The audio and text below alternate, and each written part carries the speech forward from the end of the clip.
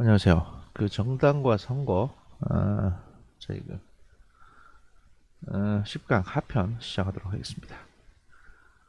에, 이번에 그 정당과 선거에서는요, 아마 10강과 11강을 아울러서 그 기말고사 주제, 그러니까 기말고사가 아니고 그러니까 기말 대체 리포트, 기말고사 대체 리포트 그 주제 관련해서 피드백을 하고 리뷰를 해보는 시간을 갖도록 하겠습니다. 그 전체 보내주신 분의 숫자가 이제 51분 정도 되십니다. 제 알기로는 저희 과목 그 수강 인원이 한 64명 정도 되는데 그 중에 이제 13분 정도가 아직 못 보내주셨다 라는 얘기가 되는 거고요. 그 중에 이제 하나 둘셋넷 4분 정도는 이렇게 딸랑 딸랑 이메일만 보내주셨습니다.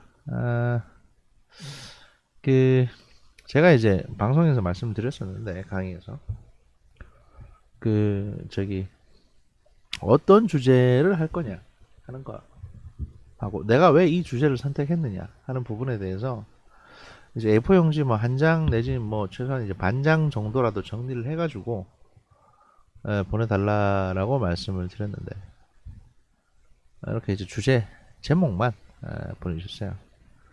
좀 더 이제 꼼꼼하게 들으실 필요가 있겠다라는 말씀드리고 지금 그 51분께서 보내주셨기 때문에 안 보내주신 분들은 이제 일정 부분 감점이 약간은 들어갈 수밖에 없습니다. 왜냐면 이제 이게 형평성의 문제라는 게 있으니까. 어, 그리고 이제 뭐 물론 나중에라도 이거 영상 확인하시고 저한테 보내주시면 감점의 폭을 좀 줄일 수는 있겠죠 아무래도. 하여튼 그렇고 물론 이제 이메일만 달랑 보내주신 분들도 일단 보내긴 한 거니까 제가 접수는 하는데 내용을 좀 더 길게 썼으면 좋겠다 싶은 생각도 들고요. 뭐 어쨌든 뭐 그렇습니다. 그 첫 번째 학생들 소개를 해드리면 이건 이제 순서대로 좀 소개해드린 건 아니고 제가 이제 파일을 분류하다 보니까 임의대로 이렇게 분류가 돼서 좀 소개해드린 거니까 순서는 의미를 두지 마시고요. 그 황세웅 학생이 보낸 겁니다. 정당과 선거 발표 주제 이제 영국의 선거법 개정과 차티스트 운동 치티스트가 아니고 차티스트 운동입니다. 차티스트 운동을 하겠다라고 말씀해 주셨고 발표 주제 이 그립네요. 발표 주제라는 말을 들으니까 되게 그리운데 그 우리가 이제 강의가 사실 어, 작년 하반기만 해도 뭐 이렇게 이제 서로 발표도 하고 뭐 이랬었거든요. 근데 이제 올 상반기부터 이제 난장판이 됐죠. 코로나 때문에. 지금 굴러가는 꼴을 보면 내년 상반기도 이러지 않을까 싶어서 굉장히 걱정스럽긴 합니다. 근데 이제 모르죠. 뭐 어떻게 될지. 하여튼 빨리 비대면 대면 해서 서로 발표하고 거기에 대해서 이제 바로바로 이게 리액션도 하고 뭐 이런 시대가 빨리 왔으면 좋겠습니다. 이거 발표 여러분이 발표를 못하니까 내가 계속 얘기를 하게 돼.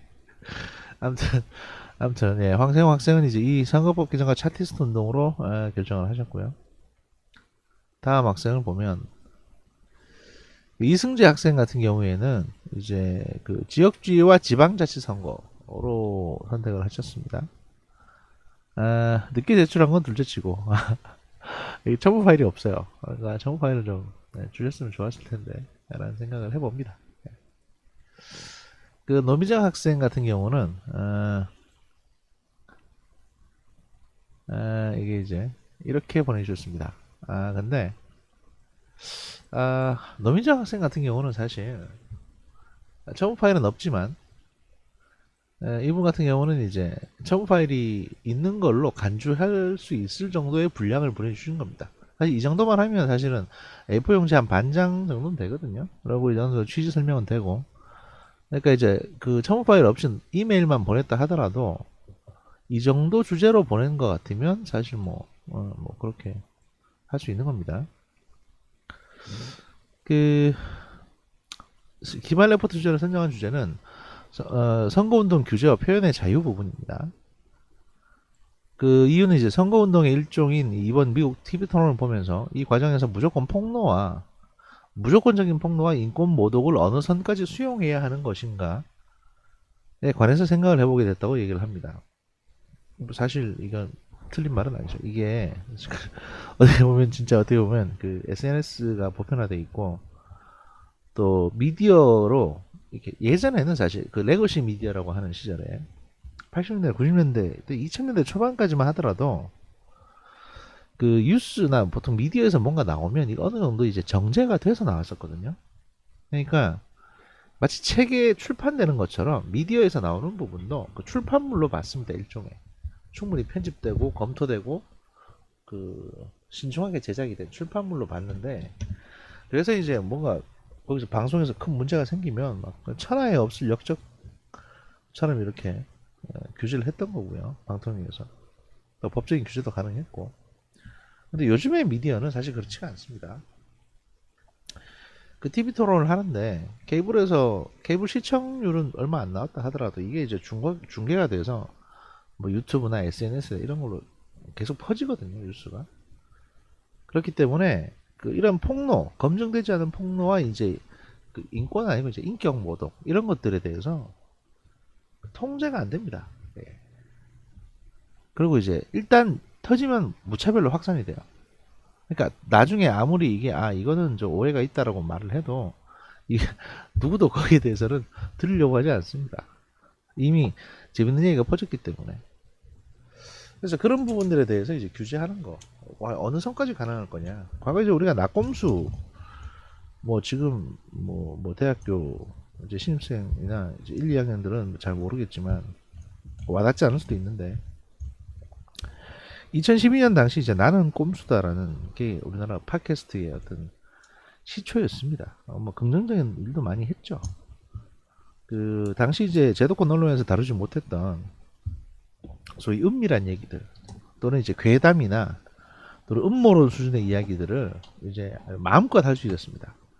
그 제도권 방송에서는 그런 얘기 했다가는 바로 이제 방통위에 징계 처분받거나 해야 돼요. 근데 이 팟캐스트는 전혀 다른 플랫폼이었고 이거는 팟캐스트가 뭔지도 모르는 사람들이 다수였기 때문에 이쪽으로 얘기하는 거에 대해서 누구도 제재할 생각도 못했고 제재를 나중에 검토를 했지만 제재 대상이 안 된다는 얘기밖에는 뭐 현행법상 그렇게 될 수밖에 없습니다. 애플에서 하는 애플 내부에 이제 독특한 게시판 서비스 같은 형태였으니까 음성 게시판 그게 지금은 이제 되게 보편화가 됐죠.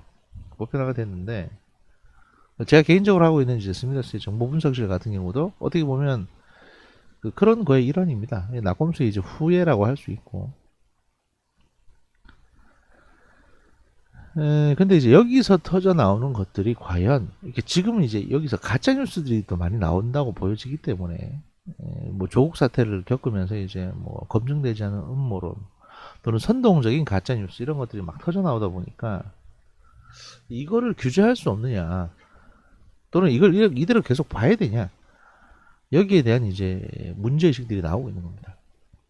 특히 선거라는 사실 선거는 그렇거든요. 선거 그다음에 경제활동 그러니까 경제적으로 돈 버는 거 장사 이거 다 둘 다 약간은 이제 수단과 방법을 가리지 않은 전쟁 같은 행위지 않습니까? 일단 목적만 쟁취하면 되는. 근데 지금 이제 이런 뉴미디어나 팟캐스트가 그런 거에 수단으로 이용이 되고 있는 거예요. 무슨 얘기냐면 선거는 승리를 하기 위해서 당장 대중을 속여도 상관없다는 식의 폭로를 합니다.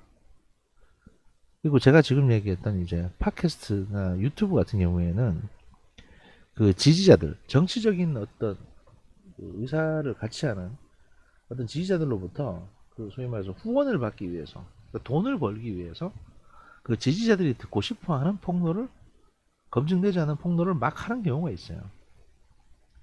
이제 이건 어떻게 볼 거냐는 거죠. 거기에서 출발하는 겁니다. 이렇게. 그래서 표현의 자유라는 명목 과연 무조건적으로 이걸 그냥 용인해 두는 게 과연 옳으냐 라는 고민이 있을 수밖에 없고요.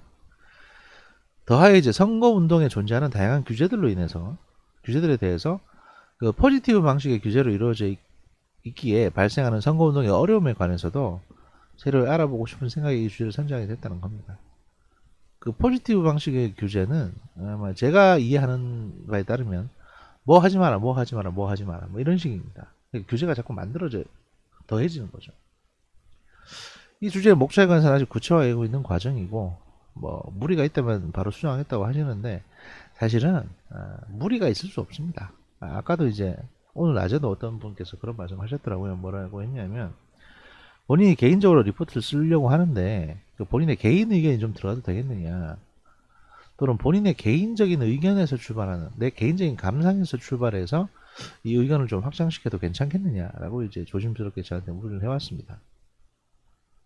제가 이제 강연을 대면 강연을 하다 보면 여러분들에게 직접적으로 얘기할 기회가 많았을 텐데 사실은 이 제가 여러분에게 직접 주제를 좀 찾아봐라, 여러분이 하고 싶은 주제를 선정해 가지고 직접 연구해 보라고 하는 거는 기존에 다른 연구자들이 했던 답이나 그냥 그렇고 그런 답에, 그러니까 리포트 쓰는 방식이 두 가지가 있을 수 있겠죠. 예를 들면 이 관련 주제에 대해서 기존의 연구자들이 어떤 연구를 해왔는지를 검토해가지고 여기에서 이제 절충안을 찾아서 검증된 답변을 내는 방식이 있을 테고, 또 하나는 내가 어떤 문제를 봤을 때 내가 느끼는 고민, 이거를 이제 가만히 있어봐, 이걸 이렇게 해결할 수 있지 않을까? 라는 데서 출발할 수 있는 겁니다. 아까 그 학생이 했던 것도 평화헌법 개정에 대한 문제이긴 했는데 그 일본이 평화법 개정한 데 있어서 이런 아이디어는 어떨까 해서 출발을 할 거라는 거예요. 또는 이제 이런 거는 좀 아니지 않나? 라는 어떤 개인적인 감정에서 출발해서 그걸 전제로 두고 가설을 세우고 이론을 뭐 여러 가지 증거들을 붙여서 본인의 어떤 전개를 그러니까 이렇게 소개하는 거죠. 그게 왜 중요하냐면 그걸 시도해 봐야 됩니다, 여러분. 그러니까 내가 하고 있는 게 과연 여러분들의 기존 연구 방식은 어떤 거냐 하면 그냥 그 KTX 마냥 깔려 있는 철도만 가는 거예요. 이게 검증돼 있으니까 이게 여러분들에게 좋을 수도 있지만 평생 이렇게 할 수는 없지 않습니까? 다른 과목도 지금 이렇게 하실 텐데 저는 사실 제가 이 길을 닦아가지고 여러분들의 어떤 과제들을 보고 이 과제가 어떤 방향으로 가고 있는지에 대해서 보는 거는 제가 할 테니까, 예를 들어서 기존의 연구 방식은 좀 오락가락 하는데 기존의 연구 방식은 KTX 같은 거라서 기존의 이제 교수님들은 오케이 서울에서 부산까지 코스를 정해놓고 이제 뭐 그 코스를 통과해라 라고 얘기를 합니다. 그러면 여러분이 리포트를 쭉 쓸 거 아닙니까? 그러면 이제 서울에서 출발해서 용산역 지나서 대전역 지나가지고 뭐 동대구, 천안, 아산, 동대구, 그다음에 부산 이렇게까지 오는데 그 각 역에 해당되는, 그러니까 그 리포트의 이제 포인트들, 예를 들어서 이런 부분도 체크했고 이론적인 부분도 넣었고 이걸 하나하나 체크해가지고 이제 채점을 합니다. 그게 사실 채점하기는 편하죠, 채점하는 입장에서는. 근데 여러분들은 그냥 매년 냈던 리포트 새로 쓰는 것 뿐이에요. 이게 과연 여러분의 인생에 도움이 될까 안 될까도 생각 안 해보고 그냥 이거 좀 다뤄주고 저거 좀 다뤄주고 해가지고 이제 그까지 가는 겁니다. 그냥 이런 방식으로 할 건지, 아니면 저는 이제 어떤 스타일이냐면 서울에서 부산까지 오시는데 뭐 교통수단이나 또는 길은 여러분이 알아서 봐라. 다만 이제 서울에서 부산까지 도착했을 때 여러분들이 어떤 루트를 통해서 서울에서 부산까지 도착했는지, 그 루트가 과연 이제 얼마나 합리적이고 논리적인지, 그리고 연구의 과정이 독창적인지, 이런 부분에 대해서 제가 보고 평가하면 평가하겠다 라고 말씀드리는 겁니다. 평가는 제가 하는 겁니다. 그만큼 이제 이건 채점하기가 쉽지는 않습니다. 다 비교 분석을 해야 돼요. 게다가 상대평가다 보니까, 절대평가가 아니라 상대평가다 보니까 여러분 전체가 했던 걸 다 겨냥을 해봐야 되거든요.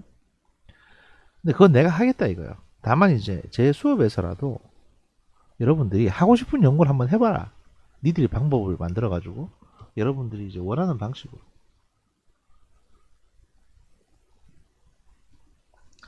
심지어 이제 제가 뭐 지금은 없어진 과목입니다만 그 정치권력과 리더십이라는 강의를 할 때 어떤 학생이 그 보통은 이제 그 다른 위인들의 리더십에 대해서 연구를 해서 발표를 하거든요. 그런데 이제 어떤 학생이 그 개인의 리더십, 본인 스스로 자신의 리더십에 대해서 또는 본인 부친의 리더십에 대해서 부모님의 아버지의 리더십에 대해서 연구 분석을 해가지고 발표를 하셨더라고요. 그것도 괜찮은 겁니다. 그럴 수 있어요. 그런 것들을 뭐 권장 이렇게 꼭 해라라고 이렇게 해야 좋은 점수 나온다라고 말씀드리는 건 아니는데 그런 것도 괜찮으니까 해보라고 말씀드리는 겁니다. 제 강의에서라도 기회를 드리는 겁니다. 그랬으면 좋겠다는 거예요. 누구 하나 그런 거 안 해보니까 기억에 남지도 않고 방법론도 만들어 본 적도 없고 그러니까 이게 학계에서도 우리 학계에서도 사실 문제인데 그 역사학계 같은 경우에 뭐 정치 외교학도 마찬가지입니다. 역사나 다를 게 없습니다. 솔직히 정치 외교학에서 다루는 게 대부분 인간들의 역사 아니겠습니까? 그래서 이제 학계에서도 뭐가 문제냐면 어떤 그 예를 들어 얘기를 하잖아요. 예를 들어서 뭐 구한말의 대원군이 어떤 입장이었다 뭐 이렇게 쭉 얘기하는데 그런 좀 독창적이고 이전에 듣도 보도 못한 얘기를 하면 기존의 학자들이 그렇게 묻습니다. 그걸 증거가 어디 있냐고. 이건 뭐 어디에서 그걸 뭐 어디에서 근거를 볼 수 있냐. 물론 근거가 몇 개는 있죠. 몇 개는 있는데 아니 주류의 어떤 그 학자들의 논문과는 좀 다른데 뭐 그건 너무 동떨어진 거 아니냐. 뭐 이런 얘기를 하시는 분들이 계신데요. 그러면 사실 거기서 할 수 있는 얘기는 뭐냐면 이건 사실 깔려고 까는 거니까 그 양반들이. 근데 거기서 뭘 얘기를 할 수 있냐면 아니 논문을 쓰는 데 있어서 꼭 근거가 필요하냐. 이게 누가 그런 얘기를 할 수 있냐면요. 학사나 석사들은 쉽게 그런 얘기를 할 수가 없습니다. 공부가 보통 부족하다고 생각이 되니까. 하지만 박사학위까지 받고 나서 박사쯤 되면 야 내가 이렇게 생각해서 내가 쓰는 게 근거가 되는 거지. 그걸 또 뭐 남이 쓴 걸 찾아오냐. 난 이렇게 생각하고 이게 내 아이디어다. 라고 얘기할 수 있는 수준 자격이 되는 겁니다. 그리고 그러니까 막말로 조선시대 나한테 문제 제기하는 당신은 조선시대에 살아서 그 순간 그 사람의 그 행동을 대원군의 행동을 보셨냐고요. 아니에요. 그러니까 통찰력이라는 거는 보편 타당한 사람들의 생각이 모여가지고 막 다수의 뜻이 합의가 돼서 정해지는 게 아니고 어떤 학자적인 통찰력이라는 거는 경험과 끊임없는 간접 경험, 직간접 경험과 이 인간에 대한 이해, 저 사람은 왜 저렇게 생각하는지에 대한 이해가 쌓이고 쌓여서 생겨나는 겁니다. 보통 노인들이 그래서 통찰력은 있습니다. 사람 볼 줄 안다는 게 그 사람들은 그런 걸 경험해 왔거든요.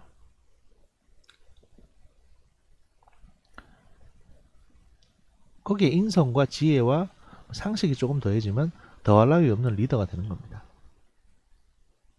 예전 여러분들이 이제 그런 어떤 기회를 가졌으면 좋겠다 싶어서 이제 이런 주제를 냈던 것이고 이게 이제 제 어떤 주제 의식입니다.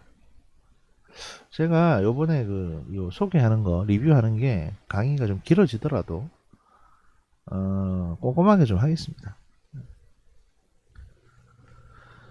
하여튼 뭐 그 노민정 학생은 이렇게 선정을 하셨고요. 메일만 보내줬던 분 중에 마지막으로 그 정치외교과 안현진 학생 같은 경우에는 일단 이제 이메일의 반은 늦게 연락을 해서 죄송하다. 연락은 그렇고 나고. 근데 이제 첨부 파일이 없으니까. 그러니까 이제 주제는 이렇습니다. 연예인 등 아직 주제를 분명히 정하지 못했다는 게 이제 사실 이 연락의 핵심이었고요. 연예인 등 유명인들이 선거에 미치는 영향 또는 지역주의와 선거 간 연관성 중 한 가지를 선택해서 보고서를 쓰려고 한다. 두 개 중에 어떤 걸 잘 쓸 수 있을지 아직 확신 서지 않아서 좀 더 관련자를 찾아보고 둘 중에 한 가지를 택해서 보고서를 작성하도록 하겠다. 이렇게 말씀을 주셨습니다. 알겠습니다. 잘 정리를 하시면 좋겠고요. 자, 그리고 이제 주제를 실제로 주셨던 분들을 한번 보면 그 좀 특이한 거는 이거 이제 보시면 아시겠지만 상당량의 거의 어떻게 보면 보자 거의 한 60% 정도 되는 학생들이 MS 워드를 사용하고 있다는 겁니다. MS 워드를 사용해서 보고서를 작성하고 계십니다. 이거는 어떻게 보면 이제 애플 유저일 수도 있고 다수가 또 아래 한글보다는 MS 워드가 더 이제 활용 가치가 높지 않겠느냐라고 판단을 해서 이럴 수도 있지 않나 싶은 생각이 듭니다. 저는 뭐 개인적으로 MS 워드를 아니 물론 이제 어떤 양식으로 주셔도 제가 알아서 읽어내니까 상관은 없습니다. 근데 제 개인적인 경험을 말씀드리자면 저는 이제 정부 과제 업무 같은 걸 많이 하다 보니까 그 정보 과정에서는 MS 워드를 잘 안 쓰거든요. 그리고 이제 저도 이제 논문을 대부분 다 아래 한글로 하다 보니까 한글에 좀 익숙합니다. 뭐 그렇다는 거지. 뭐, 네, 뭐 그렇습니다. 하여튼. 그렇다고 제가 여러분들에게 야, MS 워드 쓰지 말고 아래 한글 써라. 뭐 이렇게 말씀드리는 건 아닙니다. 그러니까 오해하지 마시고 그냥 이제 그런 분들이 많아서 좀 특이하더라라는 생각을 했다는 거고요. 이 내용을 보시면요, 제가 좀 여러분들 소개를 좀 해드릴 건데 지금 해드린 건데 이분 같은 경우는 분명히 제가 이메일을 뒤져보면 이분이 누군지는 알 수는 있을 겁니다. 하지만 적어도 제목이나 본문에는 지금 이분이 누군지 나와 있질 않아요.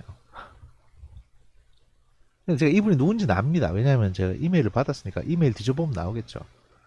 그런데 지금은 이제 제한 상황이니까 이 과제를 하겠다고 제안을 하시는 거니까 상관없는데 여러분 이제 실제 리포트를 낼 때 이렇게 하시면요. 그 채점할 때 시간이 어마어마하게 걸립니다. 그러니까 이제 본문에 그 파일의 제목에 예를 들어서 파일명에 좀 작아서 잘 안 보이죠. 파일명에 이렇게 학번하고 이름 그리고 과목 정도 써주시면 감사하고요. 감사합니다. 학번 이름 과목 그다음에 뭐 소속 학과까지 써주시면 더 감사하고요.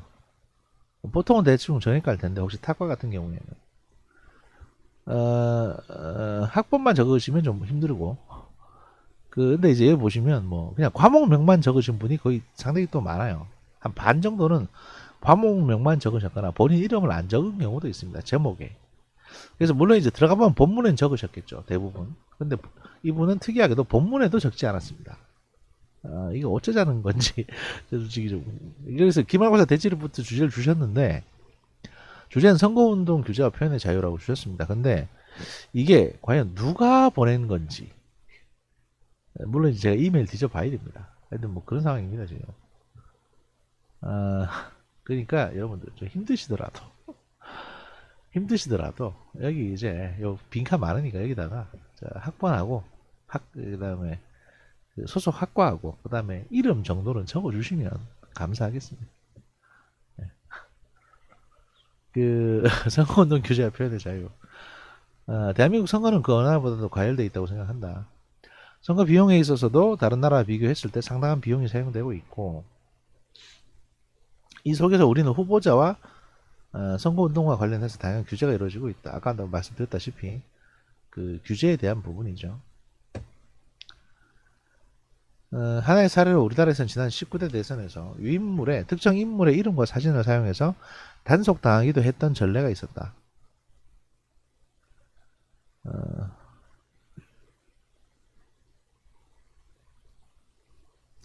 그 외에도 사소하다면 사소할 수 있는 이유로 끊임없이 단속당하고 규제당한 사례들이 존재한다. 더욱이 선거법의 위헌적인 요소들로 인해서 발생하는 유권자들의 피해 사례도 지속되고 있다는 점 역시 주목해 보았다.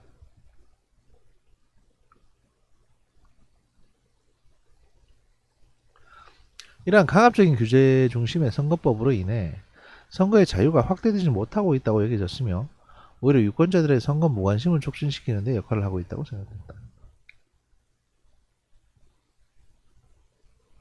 또한 선거의 공정성과 관련해서 많은 논의가 이루어지고 있긴 하지만 그 선거의 공정성은 어디까지나 궁극적으로 선거운동의 자유를 실현하기 위한 수단적 원리라고 생각된다. 따라서 선거의 공정성 확보를 이유로 선거운동의 자유를 침해하는 선거법은 결코 바람직하다고 느껴지지 않는다. 이러한 생각을 하고 있던 중에 선거운동의 일종으로 이루어진 이번 미국 대선 후보자 토론을 신청하며 인간으로서 갖게 되는 표현의 자유가 완벽히 보장되는 것만은 좋지 않음을 느끼게 되었다.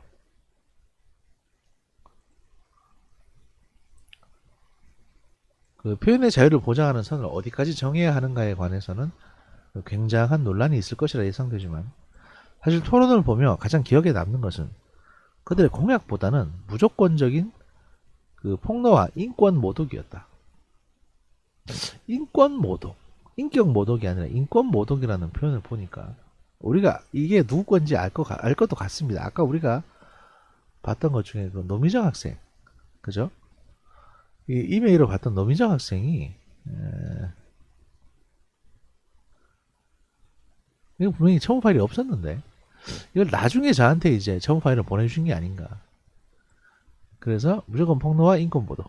이게 아마 제가 보기에는 그래서 우리가 지금 읽고 있는 이게 영어 영문학과의 노미정 학생의 주제가 아닌가 싶은 생각이 듭니다. 노미정 학생 거 같네요 보니까. 아니면 어쩌죠?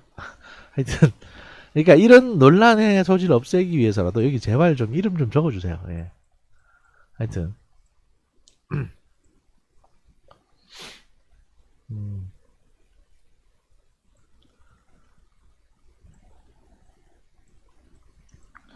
유권자 입장에서는 공약보다 그들의 거친 언행과 표현법에 관심이 묶인다면 이건 사실 트럼프가 특별히 거칠어서 그런 거긴 하죠.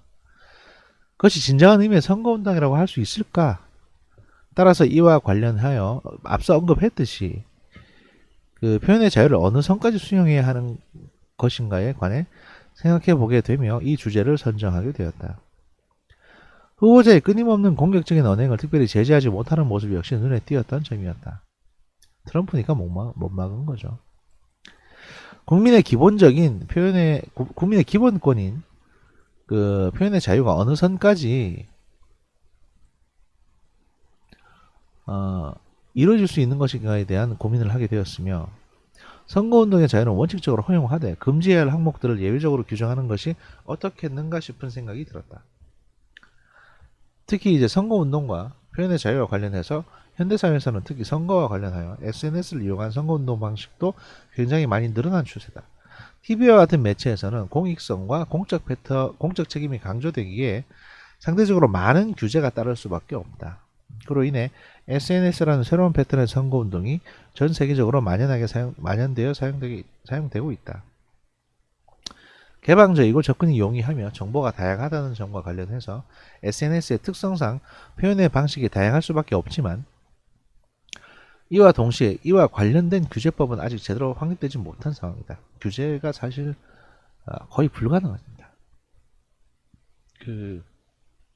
특히 이제 해외 기반, 특히 미국 기반 SNS 같은 경우에는 더 그렇습니다.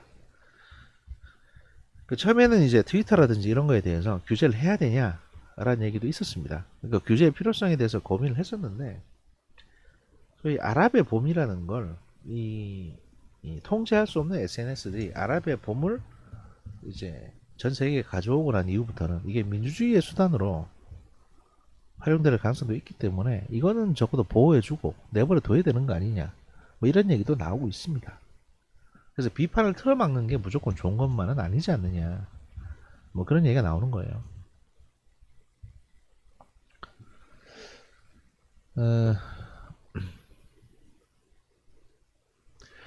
이제 인터넷의 발달과 미디어 환경의 변화로 인해서 새로운 규제의 필요성이 대두되었다고 할 수 있다.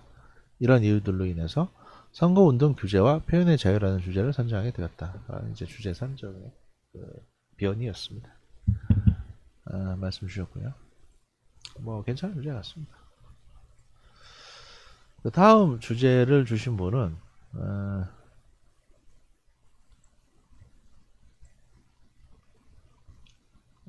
제가 지금 듀얼 키보드란다. 저기 화면을 두 개 화면을 사용하고 있기 때문에 다른 쪽에서 띄워서 여러분들에게 좀 옮겨서 보여드리는 겁니다.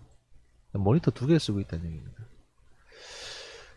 두 번째 주제를 주신 분은 두 번째가 아니고 다음 주제는 정당과 선거 기말 과제 연구 계획이라고 해서 정치외교과 변윤재 학생이 보내준 것입니다.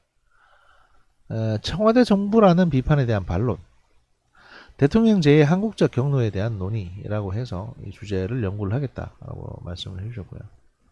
주제 선정 이유, 정권 말기 또는 선거철이 다가오면 권력구조 개편,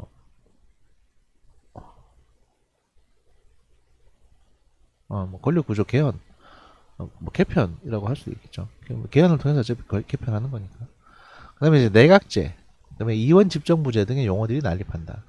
대개 내각제는 국회의원과 정치 엘리트들의 그들만의 리그로 여겨지고, 이원 집정부제는 대통령이 되기에는 힘이 부족한 정치인의 꼼수로 여겨진다. 즉 대통령제는 항상 개혁되어야 하는 객체로 간주된다. 하지만 한국 정치 경로에서 권력 구조는 무척이나 특이하다. 헌법이 제정될 당시 대통령이라는 직책은 내각 책임제 위에 부자연스럽게 이식된 형태였다. 하지만 잇따른 권위주의 정권을 겪으며 대통령 권력과 국무총리의 권한이 혼재되었다. 그리고 1980년대 민주화 전국을 거치면서 국회와 대통령 권력 사이의 경계 역시 교과서적인 대통령제의 모습과 차이를 보이게 되었다. 사실 국무총리적인 요소가 많이 들어있죠. 요컨대 대한민국 정치 역사에서 대통령제는 항상 상수였다. 결국 해당 과제의 목적은 대통령제를 청와대 정부라 비판하며 내각제로의 전환 혹은 대통령 비서실 및 대통령 권력의 축소가 필요하다는 주장을 반박하는 것이다. 한국의 대통령제에 제기되는 문제를 해결하기 위해서는 청와대로 대표되는 대통령 권력의 중추화 과정이 필요하다는 점을 논증한다. 이건 이제 제가 평소에 주장하는 거하고는 정반대되는 논리입니다. 이런 논리로 이제 리포트를 쓰겠다는 것을 상당히 좋아합니다. 왜냐면, 읽어볼만 하잖아. 게다가, 이게 이제 구조만, 이게 그 논리적이면 사실 좋은 점수 받을 수 있어요. 왜냐면, 내 생각에 강사의 생각에 굳이 맞추려고 노력하실 필요가 없습니다. 이게 제 생각은 제 개인적인 생각일 뿐이거든요. 그러니까 왜 기분 나쁘게 내 생각에 자꾸 여러분 생각을 맞추려고 드세요? 그러지 마시고, 그, 이제 여러분만의 독창적인 어떤 아이디어를 좀 고민해 보시는 것도 좋아요. 그러니까, 연구 목차, 서론, 도입, 대통령제는 비민주적이며 제왕적이라는 편견에 대해서 이제 좀 어떤 논파를 하고, 그 다음에 이제 본론 쪽 부분에 들어가서, 한국형 대통령의 등장과 발전 과정, 청와대 전부라는 비판과 그 논거, 뭐 대통령 권력의 중추화 필요성, 그 대통령 권력의 중추화 필요성이 이게 어떻게 보면 이제 이 논문의 가장 큰 모티베이션이 되겠죠. 결론 한국만의 경로, 한국만의 처방이 필요한 이유. 뭐 그렇게 끝날 테고. 그래서 이제 그 고한석, 근데 고한석 씨 여기 보면 이제 그 강원택, 박상훈, 그다음에 진영재 편저했던 한국 권력 구조 이게 뭐 이런 책들을 이제 이용을 하시겠다는 거고. 그다음에 고한석 씨 논문 같은 그 같은 경우에는 아마 이 안에 들어있거나 아니면 이제 뭐 따로 빼놓으신 것 같은데, 요건 이제 제가 다 참고해서 한번 내용을 검토를 해보도록 하겠습니다. 주제는 좋고요. 목적 의식도 괜찮은 것 같습니다. 잘만 연결되면 좋은 리포트가 될 것 같으니까 최선을 다해서 열심히 해보시기 바랍니다. 다음. 다음은 이제 그 이건우 학생이 작성을 한 기말고사 리포트 주제입니다. 그 이렇게 이제 학생별로 스타일이 좀 다릅니다. 그러니까 이건우 학생 같은 경우는 이렇게 쭉 풀어 쓰는 방식으로 했죠. 근데 앞에 그 변윤지 학생 같은 경우는 약간은 개조식으로 하였습니다. 그러니까 이건 어떻고 저건 저떻고 이런 식으로. 둘 중에 어떤 식을 써서 보고서를 작성하시든 상관은 없어요. 저는 이제 뭐다 어차피 다 읽어볼 거니까. 다만 여러분의 주장을 논리적으로 이제 풀어나가는 데 있어서 그 여러분에게 맞는 방식을 쓰는 게 좋다고 봅니다. 뭐 법학과 같은 데서도 그렇고 정형과도 그렇고 보통 서론, 본론, 결론의 구조를 놓고 글을 많이 쓰죠. 그게 아마 이제 논리적으로 전개한 데서 가장 좀 구조적으로 심플하고 또 논리적인 전개도 좀 용이하니까 그렇게 쓰시는 걸 겁니다. 저도 이제 그걸 많이 추천을 하고요. 뭐 그렇게 논리적으로 써봐야 또 이제 많이 늘어납니다. 글 쓰는 실력이 논술이라든지 뭐 이런 것도. 단순히 논술이 글을 이제 잘 쓴다고 해결되는 문제는 아니에요. 주제도 잘 골라야 되고 목적 의식도 있어야 되고 글 안에 이제 모든 요소들이 들어가 있어야 됩니다. 그래서 보통 제가 그 이제 트위터를 SNS 하시는 분들에게 트위터를 추천하는 이유가 이런 이제 사회과학적인 글을 쓸 때는 트위터만한 게 없습니다. 사실. 왜냐면 140자 안에 글을 써야 되다 보니까 글을 한번 쓰다 보면 140자는 넘죠, 당연히. 140자 안에 틀 안에 안 들어갑니다. 내가 뭔가 말하고자 하는데. 근데 이게 그 안에서 이걸 말을 다 끝내지 못하면 사람들이 잘 안 봐요. 반응도 없고. 그래서 뭔가 가슴을 울리려면 140자 안에 심플하게 내가 주장하는 핵심만 넣어야 됩니다. 그리고 사람들이 딱 보고 무릎을 치며 감탄을 할 정도의 명문을 만들어야 되는데, 그게 이제 그렇게 익숙해지려면 한 1년 걸립니다. 계속 글 다듬고 해서 어쨌든 140자 안에 우겨 넣어야 되니까. 그러다 보면 이제 글 실력이 점점 늘어나게 되는 겁니다. 반면 페이스북 같은 경우에는 글자 수 제한이 없잖아요. 그러니까 페이스북은 막 그냥 이렇게 막 아무 얘기나 하고 막 그 긴 항해를 하는 것처럼 늘어지게 글을 써도 아무도 막질 않습니다. 그래서 제가 페이스북을 별로 안 좋아합니다. 잘 하지도 않아요. 물론 사이트는 페이북 계정은 있는데 거의 관리를 안 합니다. 올라가 있는 것도 별로 없고요. 하여튼 뭐 그렇습니다. 근데 이제 내용을 소개를 해드리면, 이건 학생은 이제 뭐라고 하냐, 저는 이번 정당과 선거 기말고사 대체 리포트로 위성정당, 헌법과 국민을 기만하다라는 주제로 삼고자 합니다. 왜 이렇게 주제를 선정하고 빡쳤는지 제목만 봐도 알 것 같습니다. 그 4.15 총선에서 빡치신 거죠. 그죠? 2020년 4월 총선에서 자유한국당과 더불어민주당에서는 이전과는 다른 선거 움직임을 보였습니다. 이른바 위성정당을 창당한다는 것이었습니다. 위성정당이란 대한민국의 그 선거제도를 악용해서 자신이 속한 정당의 의석수를 최대한 늘릴 의도로 창당된 정당을 일컫습니다. 그렇습니다. 그래서 이제 비례한국당, 그다음에 뭐 열린민주당, 열린민주당이 아니고 뭐냐, 더불어시민당인가? 더불어시민당이구나. 열린민주당은 정몽준 씨가 만든 거고. 하여튼 1중대, 2중대 막 만들었습니다. 대한민국의 국회의원은 크게 두 가지 방식을 통해서 선출됩니다. 하나는 특정한 지역을 대표하는 지역구 선거, 또 다른 하나는 국민의 정당 선호를 비례적으로 반영하기 위해서 만든 비례대표 선거입니다. 위성정당은 바로 이 비례대표 선거의 허점을 이용을 합니다. 이번에 준연동형 비례대표제 도입이 위성정당 창당에 큰 역할을 하게 된 것입니다. 말하자면 비례대표에서 더 많은 의석수를 가져갈 가능성이 생겼다는 것이죠. 현재 300석의 전체 국회의원 의석수 중에서 비례대표를 위해 마련된 의석수는 47석입니다. 그런데 비례대표를 받을 수 있는 의석수에는 상한선 캡이 씌어 있어서 의석수를 최대한 늘리기 위해서는 지역구를 위한 정당과 비례대표를 위한 정당을 따로 만드는 것이 거대 정당에게 유리하다는 결론을 알았기 때문에 두 정당은 이러한 선택을 하게 된 것입니다.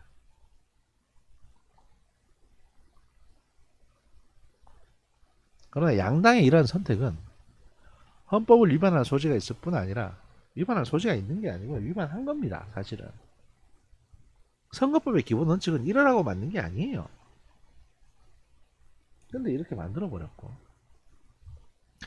국민들의 정당에 대한 선호를 반영하고자 만들어진 제도를 정면으로 무시하는 행위이기 때문에 국민을 기만하는 행위로 해석될 수 있습니다. 이전부터 저는 이 문제에 관해서 상당히 비판적으로 생각하고 있었고, 따라서 저는 이 문제를 어떻게 하면 해결할 수 있을지 많이 찾아봤습니다. 때마치 이번 정당과 선거에서 리포트 주제를 선택하는 말씀을 듣고 바로 이 주제를 떠올렸다고 합니다.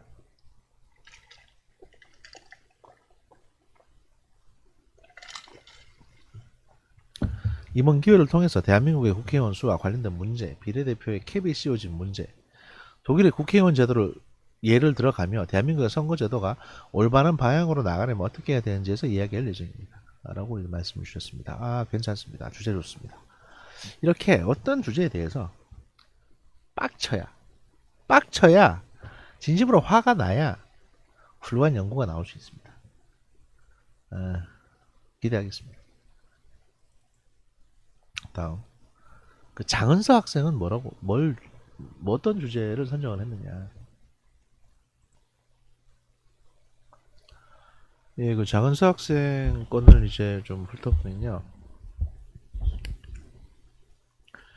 그 교수님이 선정해 주신 주제 중에 선거운동 규제와 표현의 자유, 그리고 온라인 선거운동의 미래, 두 가지를 엮어서 레포트 작성이 가능할 것 같다라고 말씀해 주셨습니다. 제가 선정해 준 주제가 있나? 라고 고민을 해봤는데, 아마 그, 참고 삼아 보시라고 띄워놓은 PPT, 그걸 말씀하시는 모양입니다. 그 리스트가 쭉 나와 있었죠. 뭐, 그 중에서 골라도 되고, 이걸 참고해서 여러분들이 이제 좀 더 확대되는 거를 찾아봐도 된다라고 말씀드렸으니까, 뭐, 거기에서 참고하신 것 같고요. 현재 인터넷의 발달로 인해서 정치적 의사표현, 선거운동과 같은 다양한 정치 활동이 인터넷상에서 이루어지고 있는데 이런 상황을 고려해서 앞으로도 온라인 선거운동의 양상을 예측해 보고자 한다 라는 말씀을 주셨고, 온라인 선거운동의 현황을 분석을 하고 미래를 예측하기 위해서는 선거운동 규제 내용을 다룰 수밖에 없다. 그러나 이제 온라인 선거운동의 이 주제이기 때문에 온라인 선거운동의 규제로 범위를 제한하려고 한다. 따라서 큰 주제는 온라인 선거운동의 미래이고 소주제로 온라인 선거운동 사례, 선거운동의 규제 등 그 온라인 선거운동 관련 내용이 들어가고 결론 부분에 그런 미래에 대한 논설을 넣고자 한다라고 말씀을 하셨습니다. 뭐 구성은 괜찮은 것 같습니다.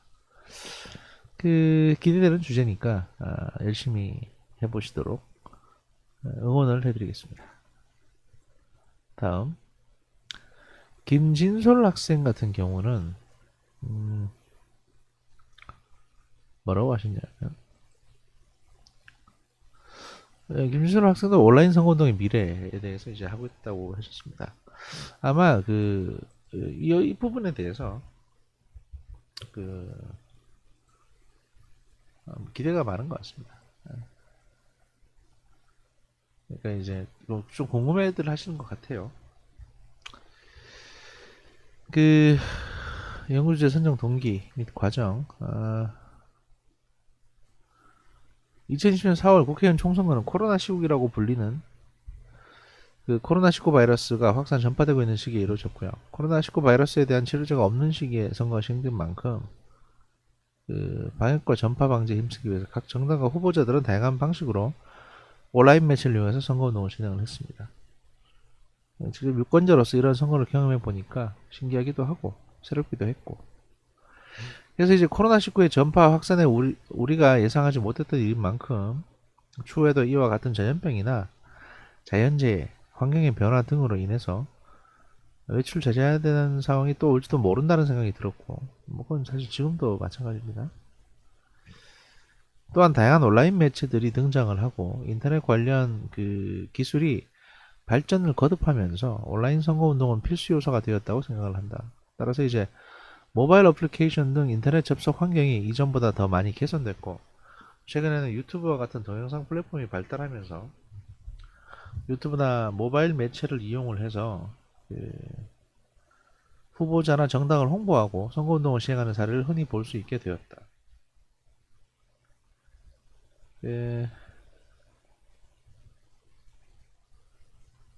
현재 대부분의 유권자들은 모바일 스마트폰을 사용을 하고 있는데